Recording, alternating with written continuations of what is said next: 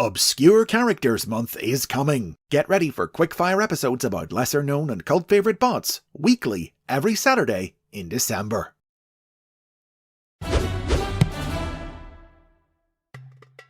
To celebrate 250 episodes of the basics, I'm winding the clock back over 7 years to update one of my earliest character spotlight videos. These are the updated basics on the Autobots' greatest soldier, MAGNUS.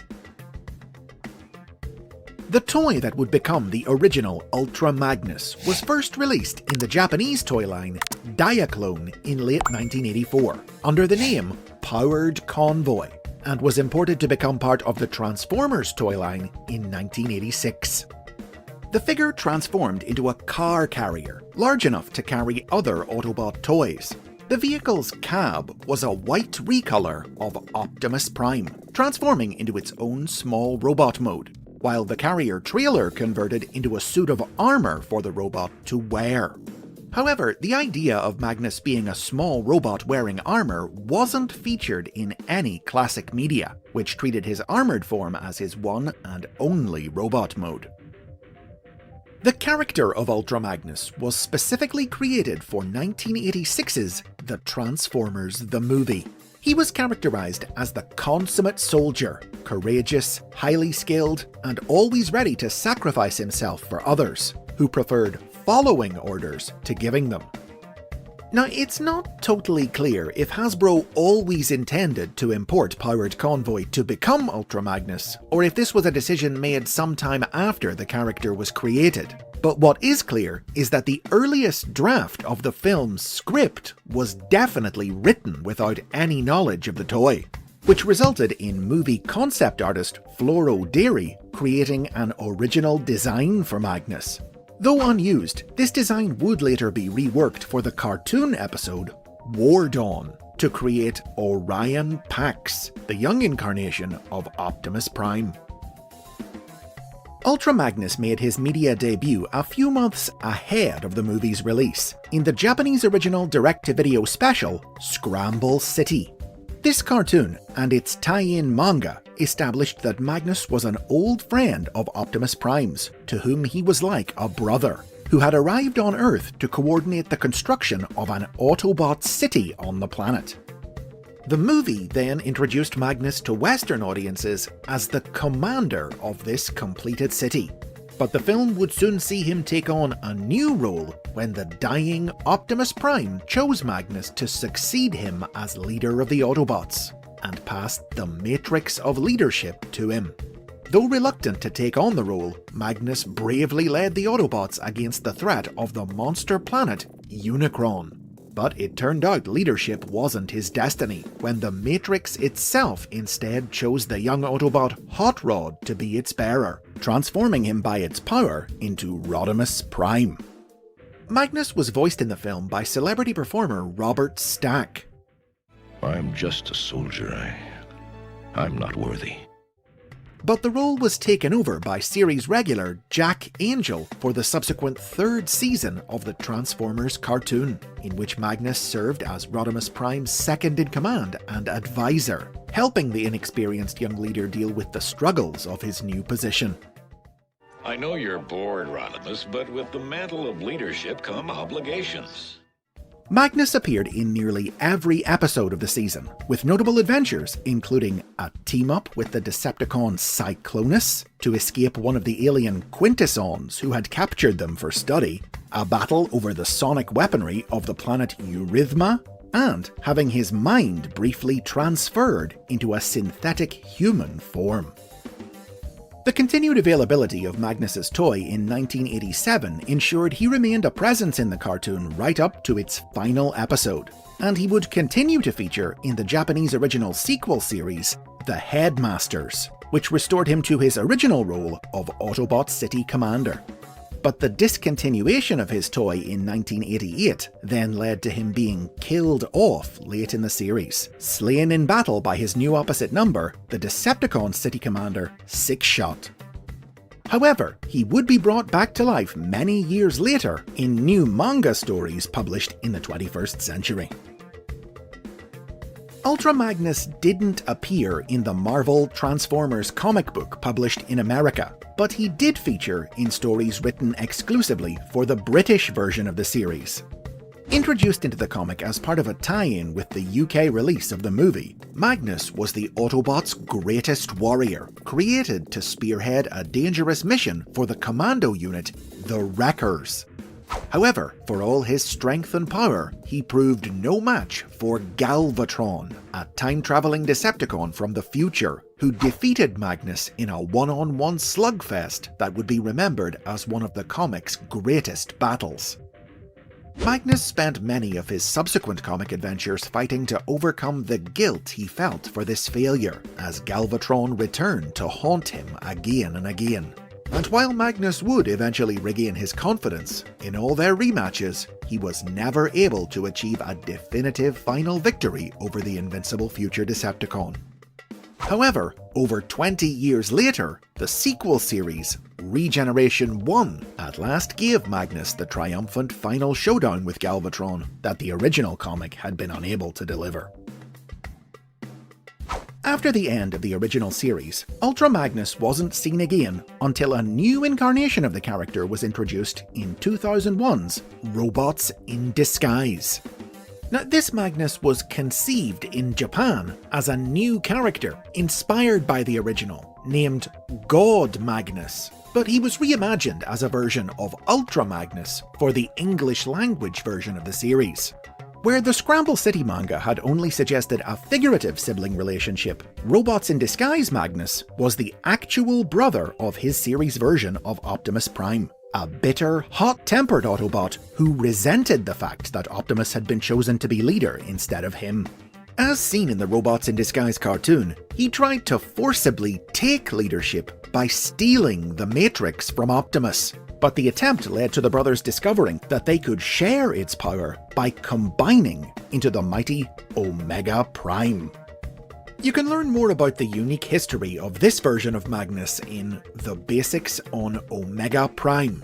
But easily his most lasting influence was inspiring some subsequent series to also depict their versions of Ultra Magnus and Optimus Prime as brothers. First and most notably, Dreamwave Productions' 2003 comic book, War and Peace, which emphasized their sibling relationship by being the first media to depict Magnus like his original toy, as a white duplicate of Optimus wearing armor.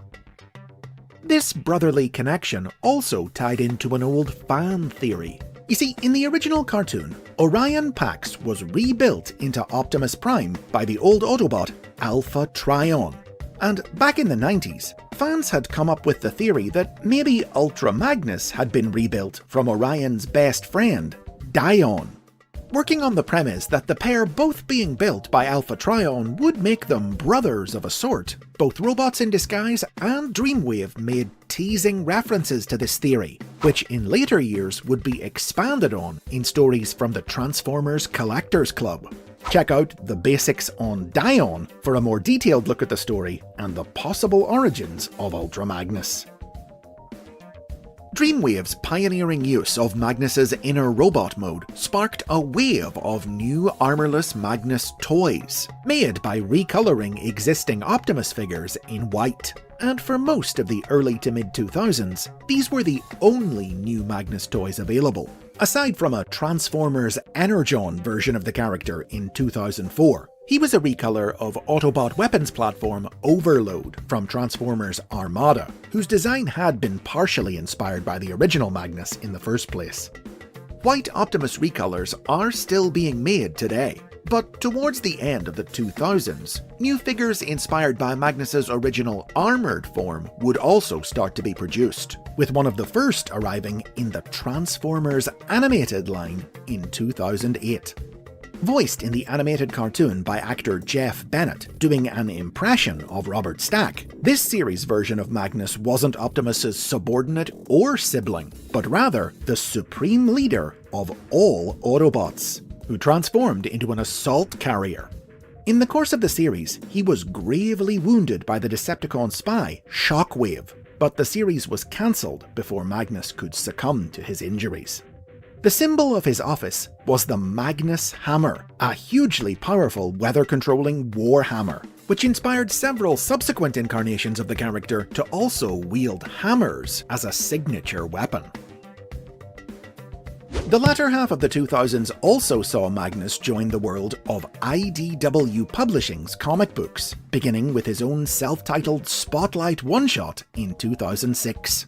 Designed to be a direct contrast to the uncertain character of the original movie and comic, IDW's Magnus was utterly unwavering, dedicated to his duty as a lawman, travelling the galaxy ensuring Cybertronian technology didn't fall into alien hands. In later years, Magnus became a main cast member in IDW's More Than Meets the Eye, which followed his struggle to relax his strict, uncompromising bureaucratic attitude after the end of the war. This series put a brand new spin on the classic idea of Magnus being a smaller robot within armour, when it revealed that the original Magnus had actually died long ago. Multiple different robots had worn his armour and assumed his identity down through the years to keep his legend alive. And the Magnus who had been appearing in IDW's stories was really a tiny Autobot named Minimus Ambus.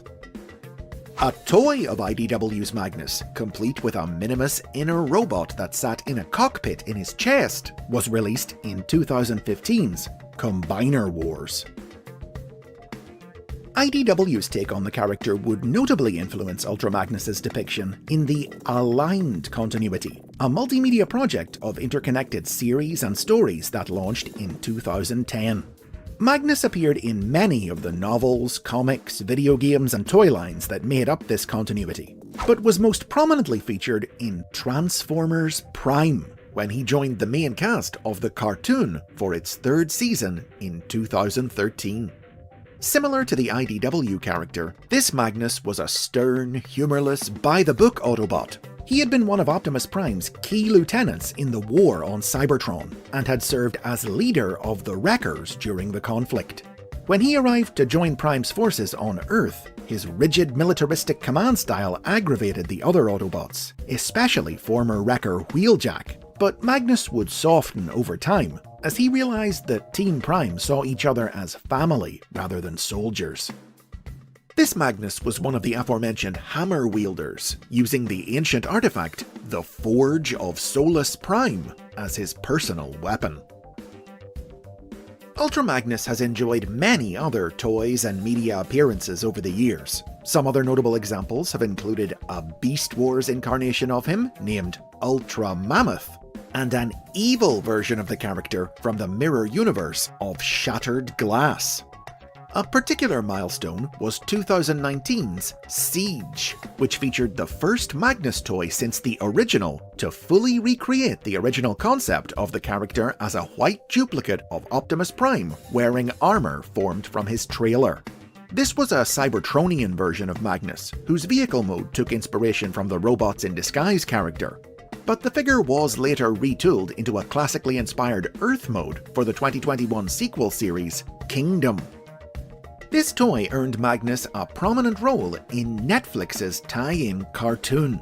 In this series, Magnus served under Optimus Prime as Autobot military commander, formulating battle plans with the help of an archive of knowledge and wisdom bequeathed to him by his and Optimus's mentor, Alpha Trion.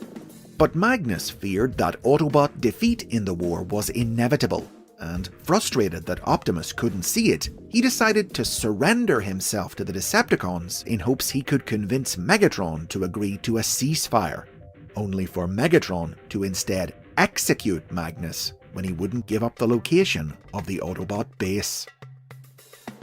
Magnus would also appear with his Siege design in IDW's comics, after the company rebooted their series in 2019 in conjunction with the new toy line, introducing a new universe. Here, Magnus starred in a spotlight storyline in the Transformers Galaxies series, which followed him on a deep space mission searching alien worlds for the missing Alpha Trion. Most recently, a new toy of Magnus based directly on his appearance in the original movie and cartoon with no inner robot was released in the Studio Series line in 2023. And in 2024, he's really been put through the ringer in the new comic series From Skybound, in which he was left traumatized after being captured by the Decepticons during the war on Cybertron and tortured for centuries. From great highs to humbling lows, Ultra Magnus has seen it all, and through it all, he perseveres, with the consistent bravery, strength, and nobility that makes him one of Cybertron's greatest warriors. And those are the updated basics on Ultra Magnus. Tell me your favourite interpretation of him in the comments. If you've enjoyed this video, like and subscribe for more, and click the bell to be notified about future episodes, because you don't want to miss my next one, kicking off Obscure Characters Month 2024.